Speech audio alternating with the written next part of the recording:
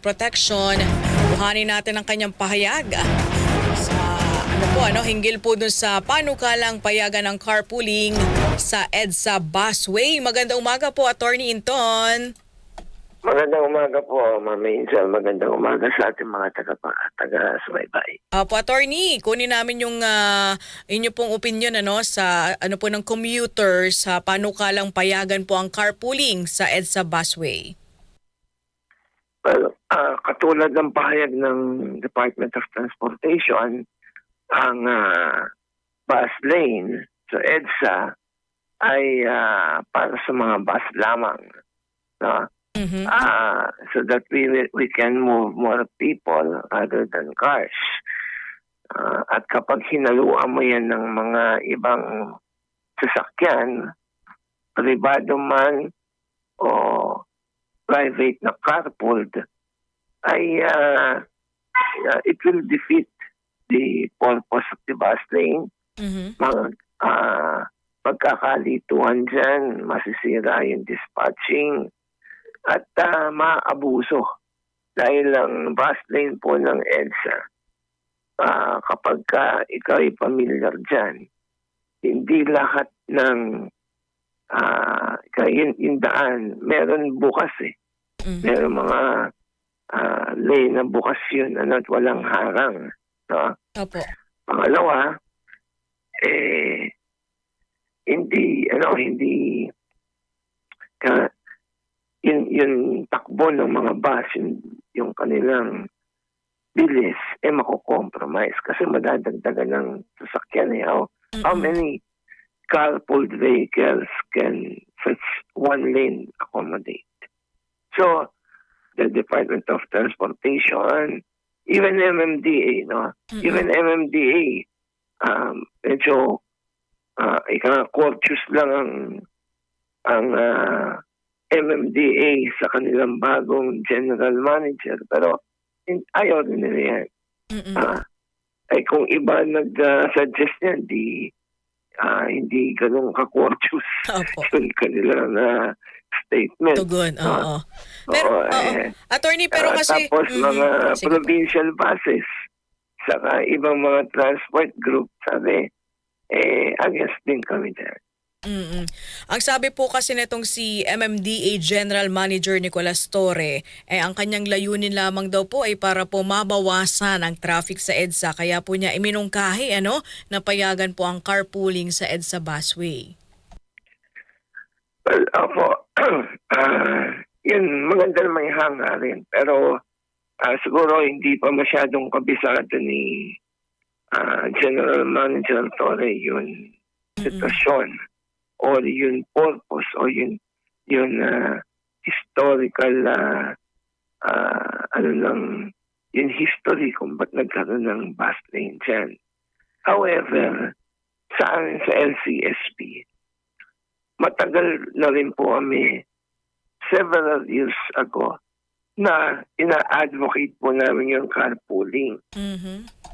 Pero hindi naman, dati wala naman EDSA bus lane, no? Opo. Pero tama naman na wag sa EDSA bus lane natin sila padaanin. Pwede naman silang dumaan yun sa general lane. Mm-hmm. Kung saan tumadaan yung ibang kasi yun carpooling, maganda yan kung mapapatupad ng maayos. Ang problema, marami kasing may pagkakataon na maaring maabuso at maging colorum operation. Yun dapat natin ingatan. Mm-mm. Kasi yun carpooling, iba-ibang klase kasi yan no? Isang klase dyan ganito. Kunyari, kayo ay 5 magkakaibigan at ang pare-pareho yung inyong pinagtatrabahuan, and then yung inyong point of origin ay isang barangay lamang or tabi-tabi lang kayo nakatira. So, or magkakamag-anak kayo doon na imbis na lahat kayo isang sasakyan, pwede pwede kayo mag-carpooling na sabay-sabay na lang kayo sa isa, no? Using one vehicle, Opo. no? Then the second day, ibang vehicle na pag-aari para instead of 5, isa Isa na na lang. lang. Mhm. Ano? Meron din naman carpooling na ikaw ay may sasakyan at isasabay mo yung ibang pasahero. Mm-mm. Whether may kotse sila o wala, basta isa lang yung destination mo. So yun naman, nakakabawas ka ng mga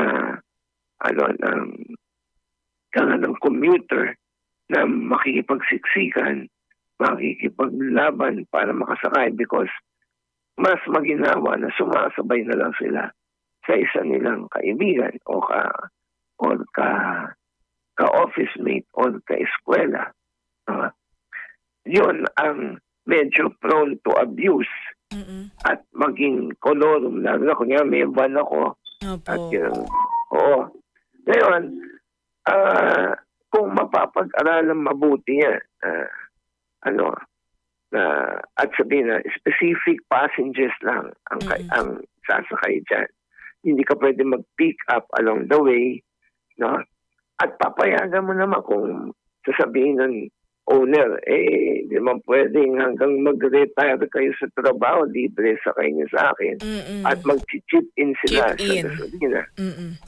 Palagi ko makakatulong kasi ang nagiging problema, yung mga enforcers natin will interpret yung pag-chip in ng gasolina as fair. Opo, parang payment ng kolorum. pasahero. Oo. Yun, kailangan maging malinaw yung patakaran dyan. If MMDA is really serious about carpooling, which even years ago,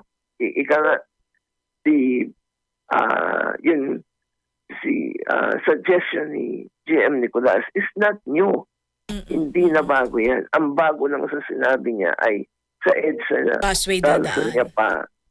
padaanin, di ba? Mm-mm. Pero hindi na bago yan. Marami ng pagkakataon na sinabi na mag-carpool tayo. Pero Okay. hindi nga makatake off because of the absence of a clear policy. Mm-mm. And that policy, so, Mhm. Attorney? in order to discourage colorum operation. Opo. Pero hindi po kayo mungkahi na double-decker bus na lamang po ang gamitin nang sa ganun mas marami pong pasahero ang ma-accommodate sa EDSA busway? Opo, yun naman ang aming suggestion kung iniisip yung carpooling. Double-decker. At yung double-decker buses, hindi rin bago yan. Way back in the 70s, meron ng mga double-decker yung Metro Manila Transit. So, sa mga kasing edad ko na, naaalala yun. No? Ngayon, ang sinasabi naman ng mga, iba na nag-o-oppose nun, sabi mas matagal daw mapuno yung bus. Puno. Hindi naman po gano'n. Hindi naman po totoo yun. No? Mas marami mapupuno yung bus kasi doble masasakay mo. Correct. You just, siguro yung mga nagko-comment nun, hindi nila nakikita yung pila sa EDSA. Tama. At kaano na lang yung oras. Kasi ang tinitingnan nila ay yung mga bus na nandyan na ang configuration ay makitid yung pinto. Mm-mm. Kapag kami double-decker tayo, hindi na yan yung makikitid yung pinto. Yan yung mga ang pinto kapag binuksan mo ay wide enough to accommodate the entry of more passengers. Kasi yun ang configuration and DOTR can impose that. Sige, yung mga double decker, ang gawin natin yung mga wide o kaya dalawa yung pinto. Isang so marami kasi pagka nakita mo yung EDSA Council, mainam o maalwa na pag nakasakay ka. Pero para makasakay ka, mahaba yung pila. Ngayon, kung double-decker yan, isang bus, doble yung masasakay mo, doble yun ma-accommodate na nakapilang pasahero. Ang titingnan na lang natin ay yung dadaanan. Na baka meron mga dadaanan na hindi pwede yung double deck bus. Madali na yon. Kung, di ba, improvement yun, yung EDSA bus lane. So we can improve that. Kasi yung EDSA bus lane, well, una, EDSA was not designed for a bus lane. Hindi katulad sa ibang bansa, for instance sa Turkey, Istanbul, Turkey, na yung bus lane nila, maluwag, kompleto yung infrastructure because they design it in such a way na meron bus lane sa sa most inner lane ng highway nila. Sa atin hindi. Walang ganon. Kaya yun, naglagay tayo ng EDSA bus lane. Talagang yung una talagang pilit, di ba? Hanggat ini-improve na. Dahil nakita na mas maraming naisasakay at mas mabilis ang biyahe ng mga nandun sa EDSA bus lane. At yun ay isang purpose din yan is to attract car owners to shift to public transport. Correct. Pero bakit hindi yata na-attract? Kasi nga yung hirap sumakay. No? Yung hirap sumakay ang kasi mahaba pila. Mahaba pila, opo. Kung mababawasan yung hirap sa pagsakay o yung riding experience ay magiging maalwan, abay, mas makakatipid yung mga car owners to shift to public transport. Ang nangyayari ngayon, baliktad. Yung mga commuter na na-promote sa trabaho, nakagaan-gaan sa buhay, ang unang-unang iisiping bilhin because of the zero down payment scheme sa mga easy monthly payment scheme, sasakyan. Kaya nadadagdagan tayo. Okay. Yung coding, hindi talaga effective deterrent o effective policy para hindi naging effective yan. Kaya mas mainam sa MMDA na instead na yung carpooling ang maganda rin pag-aralin carpooling pero isama na dyan yung pag-review ng coding scheme. Okay. Baka pwedeng coding dito sa gantong kali, iba hindi. Kasi even in Metro Manila, meron mga syudad na hindi nagpapatupad ng ganun coding. Opo. Meron Attorney. naman sa Metro Manila na mas mahigpit yung coding. Okay.